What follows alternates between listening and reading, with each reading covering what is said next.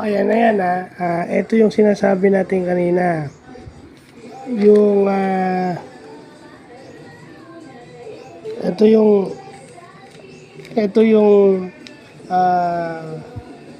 torque to current relationship formula. Ayan. Ayan, nakita nyo, di ba? Yung torque to current relationship formula. Ayan. Yung product ng torque constant at saka current. Ayan, yung nasa baba. Ayan yung example natin. Ito yung given.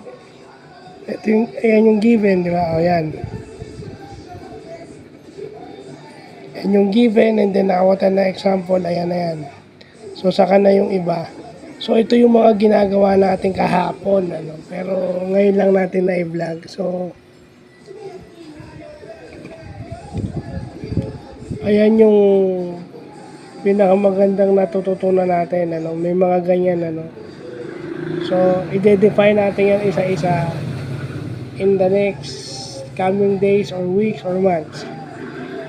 So, yan yung mga torque. Yan yung torque to current relationship example. So, yun lang po.